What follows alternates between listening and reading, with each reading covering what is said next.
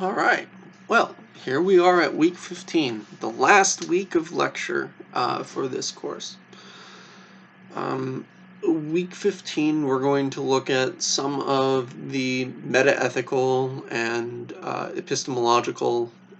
moral epistemological issues that remain with ethics as in the form that we've discussed over the past roughly 4 weeks, really, worth of lectures. Right? Once we move outside of a principle-based ethics and towards a more agentially minded one, there do remain some pernicious issues, no matter how you really conceive of it, especially when you conceive of it in terms of agents.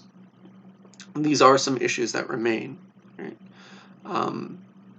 And yeah, to a degree, they're problematic, but they're also problems that perhaps we cannot ever fully do away with, so they're problems we have to live with. Right? And they're reflective of real-world issues in our own moralizing, so that's fair. Right? But we should at least draw attention to the fact that they exist and the placement that they have in all of this. There are really only two major issues. The issue of moral luck in retrospective justification, and secondly, the issue of power and the possibility of hermeneutical or epistemological injustice, right, in morality. So we'll address each of these in turn. First of all, let's address the issue of moral luck. Right. Moral luck as a concept was first given to us, really, although it exists in the form of fatalism in like Greek tragedy and whatnot, especially like Homer's Iliad and Odyssey, like early Greek tragedy, in the Greek epics, as well as in other old tales. As a formal concept in philosophy, it was first given to us by the philosopher Bernard Williams, born 1929, died 2002. And moral luck is basically just the idea that an agent is assigned praise or blamed for an action or its consequences, even though the agent did not have full control of those consequences. Right?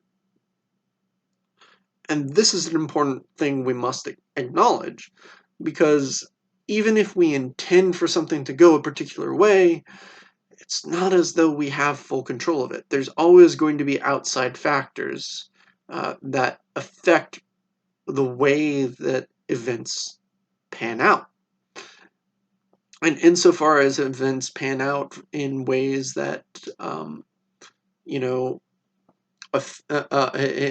in ways beyond our control, this often affects how we wind up judging and being judged for the things we do. As Kant, and this is problematic because, as Kant said, and a person's moral worth depends on the quality of their will, right? Their intention and their actions, right? Independent of external circumstances. That's what we want to judge an action for.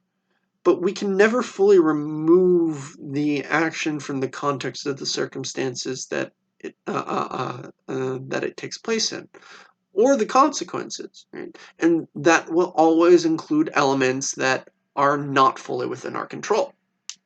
Right? Those elements may be more or less obvious, but they're always bound together with the event. Right? So one example would be Paul Gauguin, right? The famous painter who became really famous for moving to French Polynesia, and at the age of like 40, he moved to French Polynesia, and at like 30 or 40, he moved to French Polynesia, lived out the rest of his day painting Tahitian women and Tahitian culture, and really exposing it to the rest of the world through his paintings. And he was a pretty good artist, right? But and people judge that as having been the right move for him, even though, right, to do so, he left behind a successful career as a stockbroker. And here's the deal, and his childhood sweetheart, come wife, and their children, right? And he didn't just leave them behind. He sold like all of his investments, took all of his money, sold the house, left them on the street, and moved to French Polynesia. Right? And still, it's judged as like worth it by some people because of the art he produced. Right? It's like, okay, yeah, you had no control. You didn't know that they would die. That they would die in the streets during the winter. 2 years hence from when you made this move. Uh, I mean, I think we would probably, and at least I do, think that, yeah, he should be held responsible for that because you sold the fucking house, right? Or Leo Tolstoy's Anna Karenina would be another good example, right? Um, Anna Karenina, she leaves her husband because she falls in love with another man. Leaves that man who because he was abusive and goes back to her husband. Her husband's now distant and cold from her as a product of her betraying him the first time. Right? She still has feelings for the abusive man, and she winds up, standing in front of a train and die. Right? Russian novelists have such uplifting stories. Sorry. Uh, But yeah, she couldn't have known when she followed her heart, and it's not like her first husband was really cold or distant and abusive initially, but when she followed her heart the first time, that's something a lot of us might do, right? Um, is she to blame for her, poor judgment in that case when she couldn't have known the consequences to begin with, right? There's problems here, right? And a lot of one of these is that we fit the context of our choices into the framework of where we are now, rather than whether they were right or wrong, based off of where we are now, rather than where we were when we made them. Right? Um, when more details come in, we adjust our initial justifications to fit, right, the current narrative. Right? This is the problem of retrospective justification. A lot of our moralizing is done after the fact. We don't know if if a decision was the right or wrong one until the consequences pan out, and then we justify it.